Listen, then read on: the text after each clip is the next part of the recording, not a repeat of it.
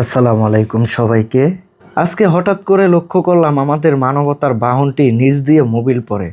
তো মোবিল পড়ে কোনো একটা সমস্যা হয়েছে, যার কারণে আমরা মিস্ত্রির কাছে নিয়ে গেলাম। মিস্ত্রি আমাদের মানবতার বাহনটি দেখেন, মিস্ত্রি ভাই আমাদের মানবতার বাহনটাকে কি করে রেখেছে।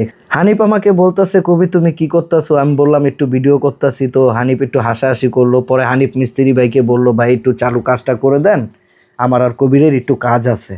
সরি, আমাকে ক্ষমার দৃষ্টিতে দেখবেন। আমি আরেকটা কথা বলতে আপনাদের ভুলে গেছি। আমাদের দুইটা গাড়ি হচ্ছে, একটা হানিফ চালায়, একটা আমি চালাই। হর্নেটটা হানিফে বিক্রি করে দিতে চাইছিল। ও যত 250 সিসির গাড়ি নিচ্ছে, তো হর্নেট ওর লাগবে না। আমি হানিফকে বললাম, বন্ধু তুমি গাড়িটা অনেক দিন ধরে চালাইতেছো, আর গাড়িটার প্রতি আমার অন্যরকম একটা মায়া হয়ে গেছে, তুমি গাড়িটা বিক্রি করো না। তো যে কথা সেই কাজ, হানিফে হর্নেটটা বিক্রি করে নেই, শুধুমাত্র আমার জন্য রেখেছে। আমার বন্ধু খুব বড় মনের মানুষ। আমি আসলে বলে আপনাদের বোঝাতে পারবো না। আপনারা তো অবশ্যই জানেন হানিফ কেমন মানুষ। আপনারা হয়তো ভাবতে পারেন হানিফ খুব বড় লোক, তার কাছে 2টা বাইক আছে। কিন্তু না, বন্ধু আমার খুশির জন্য তার হর্নেট গাড়িটি বিক্রি করেনি, শুধুমাত্র আমার জন্য। আমার বন্ধু অনেক বড় মনের মানুষ।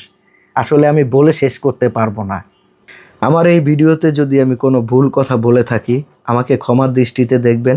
আসসালামু আলাইকুম সবাইকে।